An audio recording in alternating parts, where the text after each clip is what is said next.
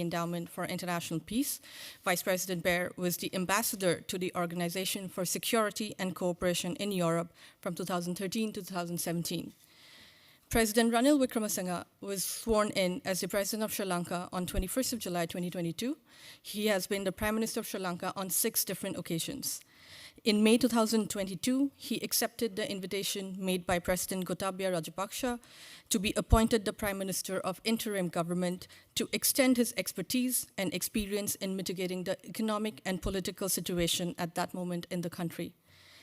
President Wickremesinghe is the leader of the United National Party, Sri Lanka's oldest political party, founded in 1946. He is one of Sri Lanka's most senior and experienced legislators who has served the country as a member of parliament in all parliaments since 1977. On behalf of the Carnegie Endowment for International Peace and the Sasakawa Peace Foundation, President Wickremesinghe, it is again my absolute honor to introduce and welcome you today. Ayubowan, the stage is yours, Mr. President.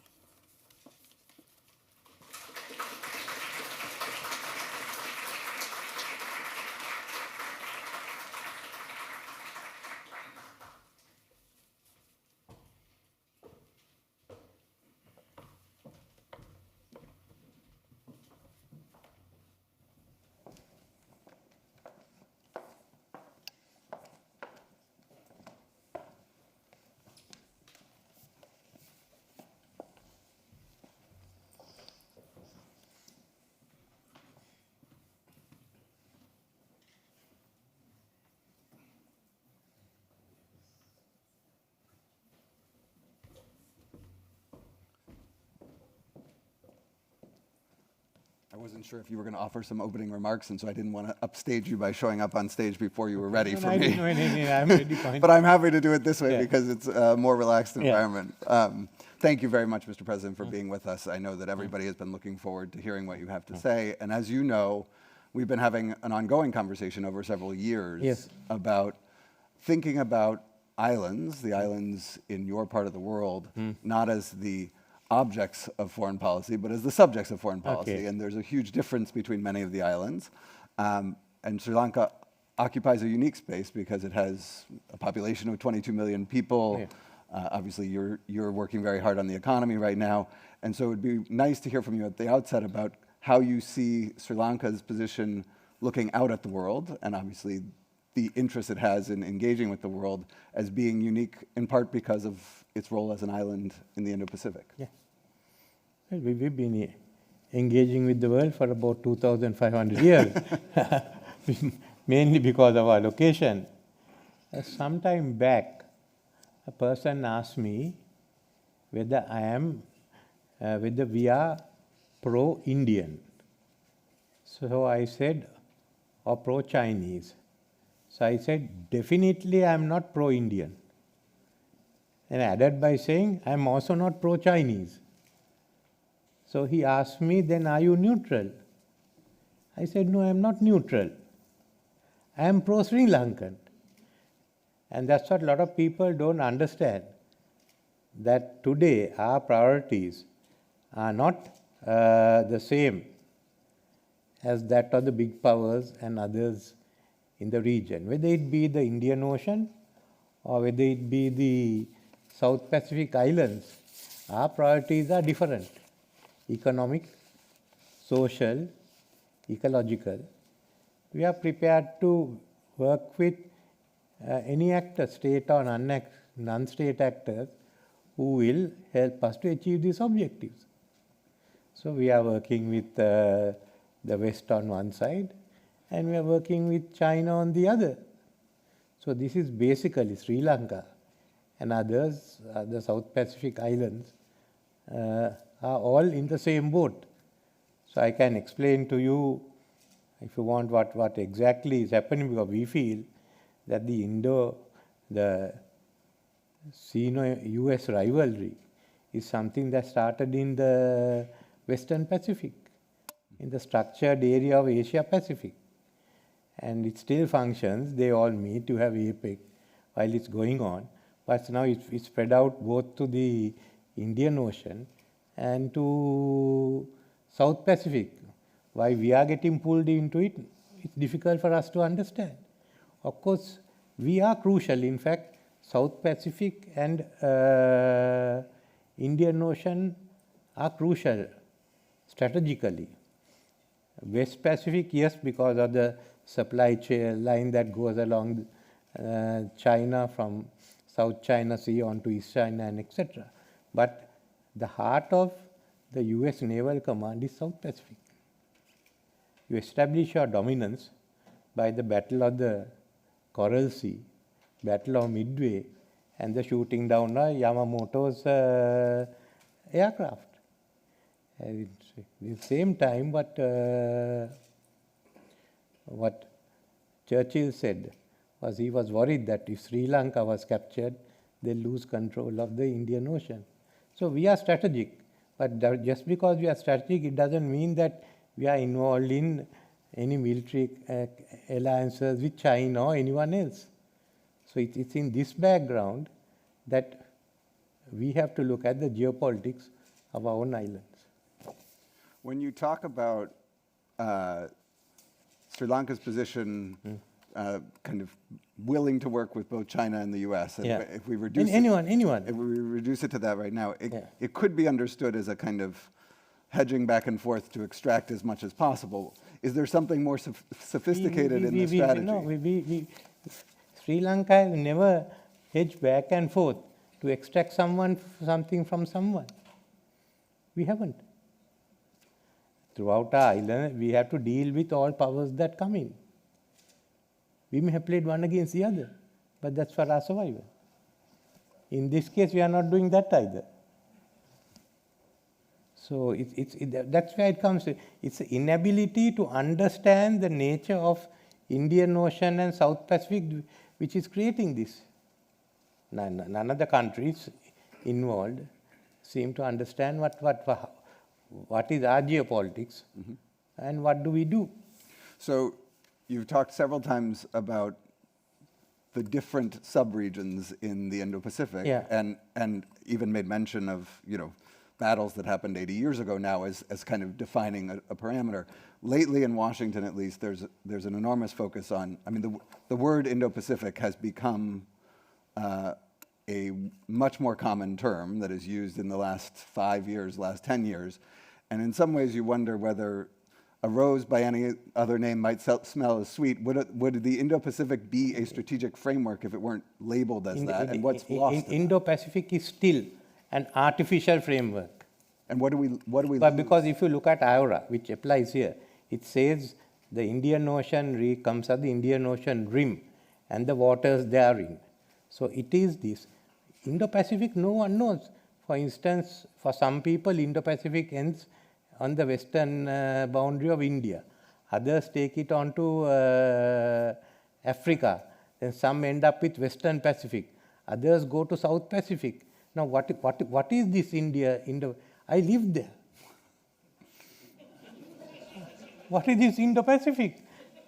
I became Deputy Foreign Minister in 1977. I've seen all this.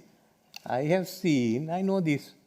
I have seen China and US taking on India and Russia.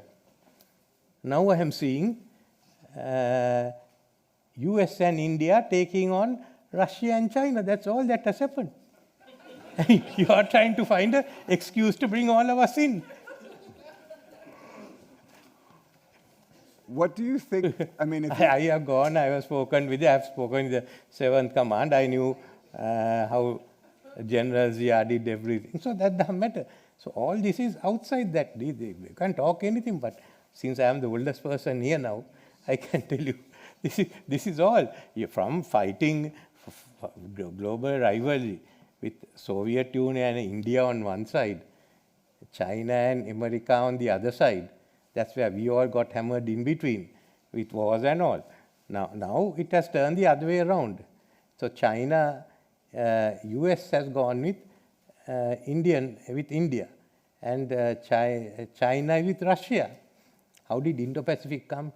It was that Indian Captain Khanna's first theory, that you could intercept the Chinese ships on the Indian Ocean.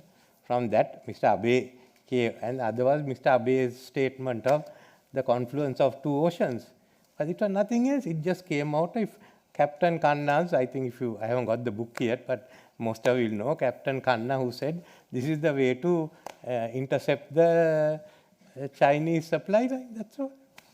Okay, So all this has now been dressed up as Indo-Pacific and all. It's not. I mean, I will tell you, not only war, even later on. In the war, there were three basic units. You had the Admiral Nimitz in one part, Admiral Mountbatten on our part, and Chiang Kai-shek there. So you have to bring them together. You can't bring them together just by saying Indo-Pacific. So, granting for a moment that the term Indo-Pacific has caused some strategic gaps from people in Washington or maybe even in Beijing and elsewhere. You mentioned IORA, and I know Sri Lanka is about to take over the chairmanship, I think, next year. So, give me a sense of what a more strategic view is and how you're thinking about that chairmanship. No, if I look at the developments there, that is taking place, there is the next round of rivalry going on, and that's taking place in Asia. It's a question of China versus US. On how are they going to divide their region of influence in Asia? Because it contains certainly, firstly, the South China Sea. It is Taiwan, and then East China Sea. So that's it's within this that you're trying to work this out. But of course, even earlier, US has been very particular about its base in East Asia. You know, in 1997, when Japan proposed the Asian IMF, US got hold of China and killed it. So from what we see, it's a game that has been going on. This is more because it involves military power and a reach which Japan never had to go out there. But it's basically geopolitics and power politics. Our complaint is, why the hell are you pulling us into it?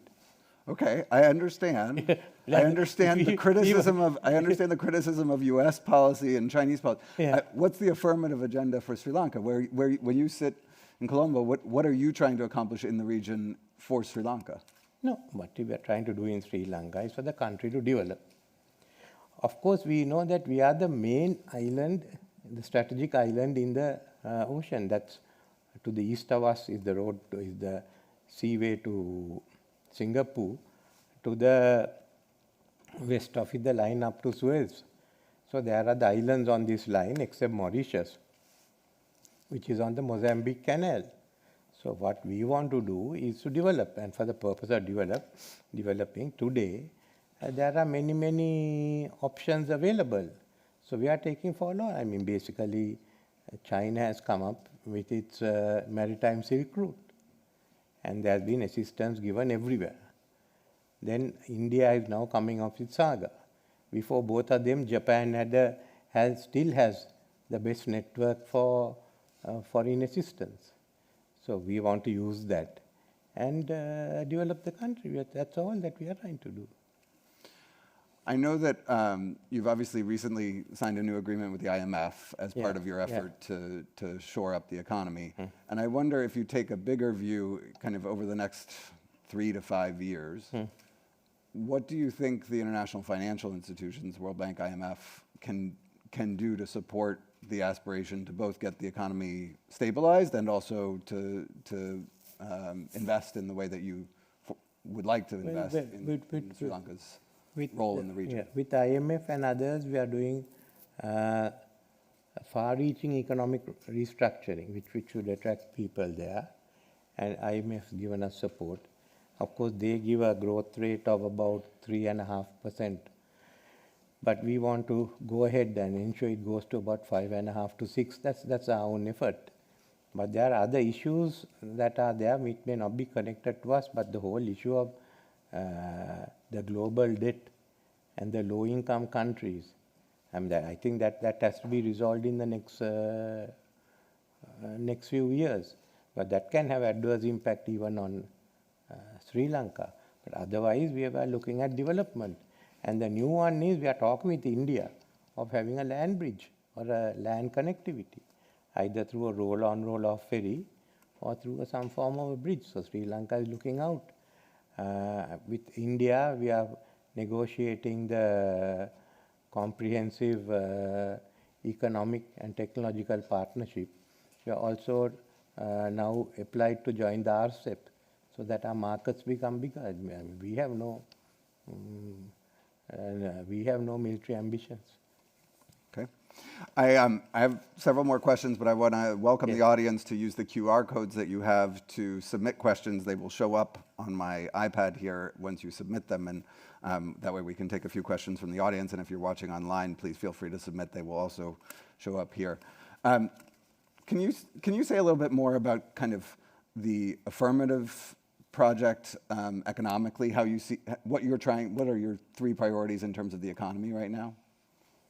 Well, the economic reforms, and certainly, shedding a bankruptcy status. Within it, the lowest hanging fruit is tourism. Next is food security, modernizing agriculture. From there onwards, we'll work the rest out. Okay. You mentioned kind of Sri Lanka's uniqueness as an island, both geographically and partly because of its size. Many of the islands that are participating in this dialogue have a much smaller population. Do you see a role for Sri Lanka as a kind of group spokesperson at some stages for articulating the special interests of islands? No, we will talk of articulate the special interests of the islands, but also the Indian Ocean. Sri Lanka is now taking over the chair of IORA. Yep. And we feel that IORA has to be strengthened structurally, so we will work on that. Secondly is that the whole Indian Ocean is now going through sort of a new power arrangement. Firstly is the Quad. The Quad is joining up, we found, with G7, and they are talking of bringing NATO in. You got the AUKUS. Now, AUKUS is against the IORA because IORA will not have military alliances in the Indian Ocean. AUKUS is a military alliance. Secondly, this whole talk of bringing NATO in. As far as the Indian Ocean is concerned, we don't want any military activity, and I don't think the majority of the Indian Ocean states will want NATO anywhere close by. France, yes, France has a stake in the Indian Ocean and Pacific, but others we would be. So one is the question we are wary of is whether the European powers would be brought in. Secondly, the Ukraine war has changed the situation because most countries hasn't joined in the condemnation of the Ukraine war. Secondly, the Western Asian region is benefiting from the war. I mean, if you look at the number of the Russian oil is getting, the refineries are using the Russian oil, Iranian oil. So that it's basically a Russian economy is running through West Asia, and that's keeping it going. Thirdly, the emergence of a new power alignment in the Indian Ocean with the expansion of the BRICS. The BRICS had India and South Africa, but now they brought in Iran, they brought in UAE, which is the naval power, they brought in Saudi, they brought in Egypt. So now you're finding a counterbalance to the Quad in the BRICS Plus. Then what does India do? They are partly in the Quad and they are partly in the BRICS. So these are new issues that are coming up. It's becoming more complex now than the Pacific. So this is the beginning. I think it will play out, and Sri Lanka has taken over the chair at a very crucial time. I think there are a number of people, myself included, who would challenge the proposition that the West is benefiting from Russia's war against Ukraine, and that would argue that actually Russia's war against Ukraine is costing everyone, including the two participants in that war, the aggressor and the victim. But I wonder how you see the kind of principles of international law that are at stake in that war as affecting Sri Lanka, if at all. What are the principles of international law that are there in Ukraine? Respect for international borders, which a majority of the UN member states have condemned the violation of borders by force against law. War crimes are part of international law, and the use of war crimes as a tool of war by the Russian state is a violation of international law. Russia has invaded Ukraine. There's no Question about that. question about it. The issue was, there are two ones. I'm only telling one part we discussed. Issue is that, this has taken place, but did Europe take sufficient steps to avoid this war because of the worry that 2 world wars started in Europe? Second one, Europe had to be bailed out by you all and the Russians and the rest of us in Asia and Africa. So why is it that they didn't resolve this issue? But outside what I am talking, there's another one which goes in, which I haven't, I have not said that, but I might have said it has force in it. They are saying you are talking about Ukraine, why are you are not sorted out Palestine for 75 years? I mean, that one is not for lack of trying by a number of parties. It's not. I'm only telling you what they are saying. So you can argue with the people who put this forward, but that has also taken in some parts of Asia that view, especially on the Western Asian side. But basically, it was not the time for anyone to go into fighting. The beneficiaries have been some of the Western Asian states, not Sri Lanka. We have lost out. The entire world is suffering for. We have all this thing. I'm not justifying it. I'm only saying one reason is did they try enough. But more than that is everyone wants the war to come to an end. But what I'm saying is the Ukraine war has brought a new situation in that this has become the center towards West Asia. Right or wrong, it has become a center. Then you get the BRICS operating there. So something new is coming up on the Western Indian Ocean, and with China's connections to that, it can change the picture. Mm-hmm. Do you mentioned AUKUS, which isn't a formal alliance, but is an agreement between several powers.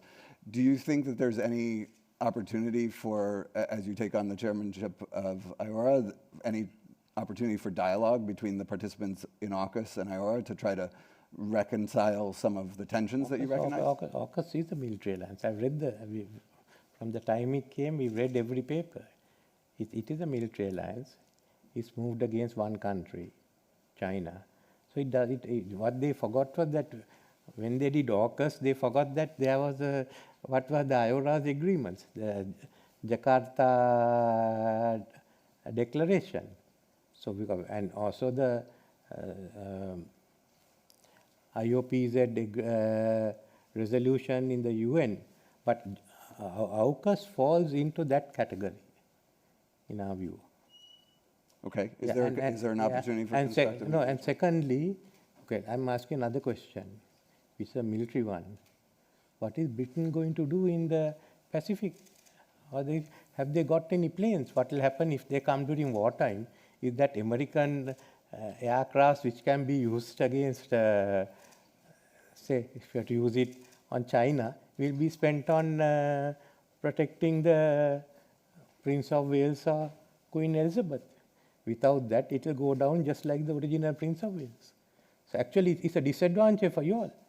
If they turn up, for the simple reason, you will have to divert your planes, which can be used on an offensive role, into a defensive role. You will lose about 75 to 100 planes we get in there. Okay, so you think AUKUS is a strategic misstep by the participants in AUKUS, but I think it's a strategic misstep. I think they made a mistake. Anyway, it's not for me to correct it. And basically, I don't think it was needed. It was really not needed in my view. I don't know what they have to say about the Pacific, but certainly not in US, in Indian Ocean. And leaving that aside, I think it's a burden on the US to putting out your planes on a defensive role when it should have been put onto offensive role. That's all I have to say. Let's turn to the BRICS expansion, the BRICS Plus. Yeah. I can see why that could be a story about kind of an emerging constellation of actors who could counterbalance in some way a G7 or something like that. But do you think there are any tensions built into this BRICS Plus idea? I would say getting onto the G7, I mean, I don't think it counts very much in my view. If you take US out, what else is there? There's a number of other advanced economies Economics, yes. on restructuring as the economic side, yes, not military side, no. No, I'm telling the BRICS. Why the expansion of the BRICS? I've spoken to some of them. It is that they think this has been dominated too much by both the G7 meeting was one reason, and by the Quad. They feel they are this thing. They have a right. They are not going to give up their rights. Both Saudi Arabia and UAE are coming out as naval powers now. Okay. I'm going to turn to questions from the audience now. Okay. Chinese research vessels and spy ships visited Sri Lanka, and you've introduced a standard operating procedure for foreign vessels. How effective is this, given China's significant geoeconomic presence in Sri Lanka? There are no spy ships in Sri Lanka. There are no, if anyone can establish it is a spy ship. There are research ships because we have, the China Academy of Science has agreements with the National Aquatic Research Agency and some of the universities. And under that only that research ships have come in here. And the research ships have been coming in for the last 10 years. So it's not an issue there. But as far as the ships are concerned, there was a question raised by one of the countries whether it can be used for spying. No, we don't know. I don't know that. So that's the standing operating procedure was set by the Sri Lankan Navy. Recently, we had discussions with India, and we've now opted. We've taken on all the amendments. So any ships that come in now are according to an operation procedure which we have done together with India. So I can't see any ship that's a threat coming in through that operating procedure. Okay. On climate change, somebody asks, for people who don't know much about how Sri Lanka's climate-related issues, what are the most important ways in which Indians and Americans and others around the world can act in support of Sri Lanka's clean ocean and green tech efforts? No, we are discussing on that, especially with Europe and Korea, Japan, and with US. It's the total. We have brought out a climate prosperity plan. And we are working on to that. So it's a question of how we go. We find the technical assistance. We will obviously, and we are working to accelerate our date from 2050 to 2040. And there is a lot of involvement with these countries. Okay. You mentioned that tourism was part of the low-hanging fruit in terms of economic development. Are there any reforms that you think are important to unlock that low-hanging fruit? There are. We are going through the restructuring. That you're talking about the debt restructuring, or no? It was the reforms in the tourism sector. In the tourism sector. We're taking the state agency out and bringing the private sector to lead the markets and decide. I've given them the targets from 2.5 million, we must go up to 5 million, and we should earn at least $500 to $700 a night per person. So it is complete upgrading. I don't think government agencies can do it, but private people, both Sri Lankans and outsiders, are coming in now. It will be a complete overhaul. It will be a sort of a new. Okay. Somebody asked, the phrase rules-based order has made a frequent appearance in political statements, and obviously I recited a version of it just a few minutes ago. And in political statements and declarations in the Indo-Pacific region, what does a rules-based order mean for Sri Lanka? For Sri Lanka, rules-based order is an order that is based on the rules made by the Indian Ocean Rim Association in the Indian Ocean, that's all. and there's no global perspective. It is a regional first perspective from your. Well, there are no other there. Certainly, the first one is the freedom of navigation. Second is this. You don't mind? I mean, I would favor a freedom of navigation agreement for the Indian Ocean only, but on two conditions. US must sign it, and China must sign it and abide by the decisions of the tribunal. That is what that is. So that is the dilemma we are faced now. We have the law of the sea, and then we find it's not been observed fully, and we certainly are not the culprits. So we are willing to have one, provided both US and China agree to the conditions.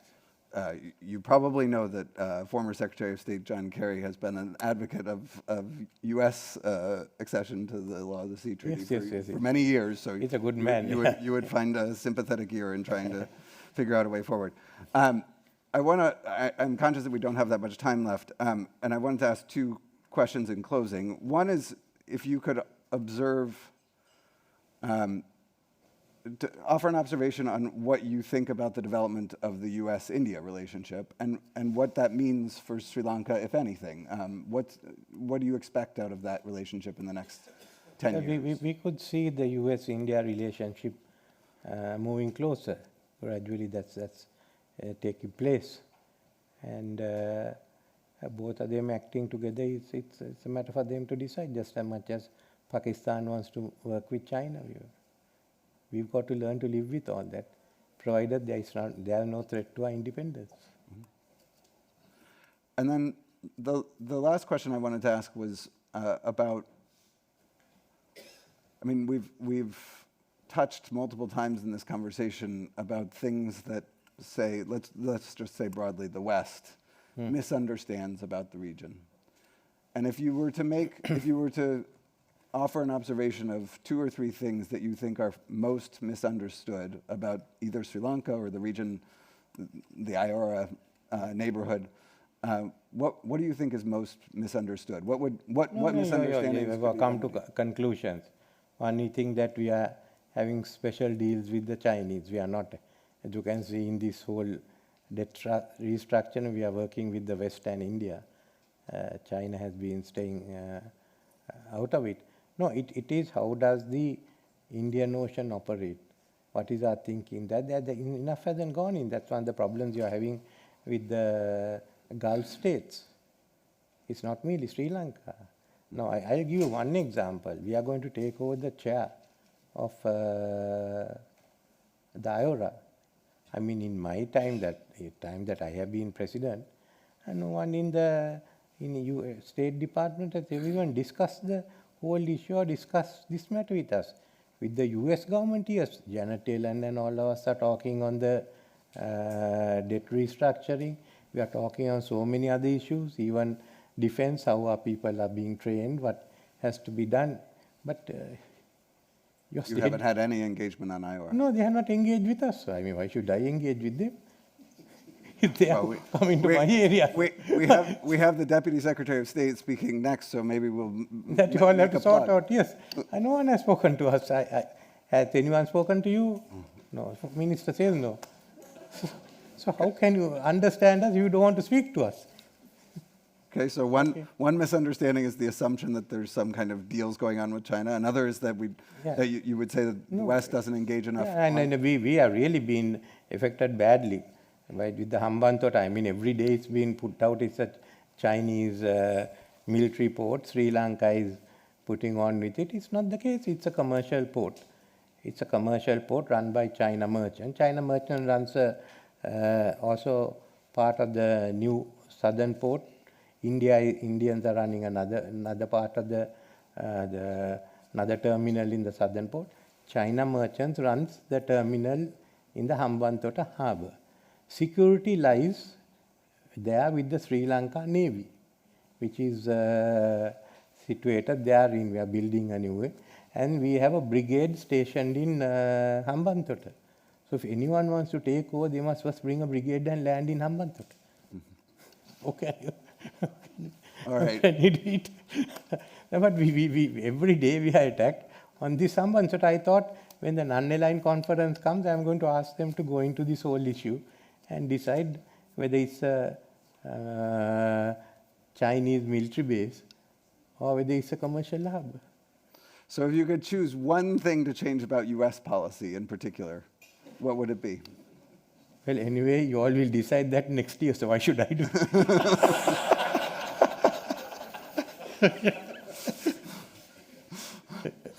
That would be the thing that you would choose? And I'll wait from outside. Are you, I mean, quite seriously, are you in a, do you feel yourself to be in a wait and see mode? No, we will go ahead with this and let's see what happens, because whatever remember, unlike the Pacific, the emergence of the BRICS Plus is a new development no one is thinking of. And Russia has also strengthened its relationships in that area. And then China and Russia has brought Saudi and Syria together, and Iran and Saudi together. Okay. You've been a very good sport, Mr. President. I appreciate your being willing to jump back and forth through different subject matters and take some hard questions. We're delighted to have you here at the Islands Dialogue, and I think it's really important that Sri Lanka continues to play a leading role in being a voice for the region, because there are such unique challenges that can't be solved alone in the region and that need the voice of the region to guide engagement from others. So thank you very much for your time today. Thank you for being with us. And thank you for this conversation. Keep an eye on the Indian Ocean. You can count on it.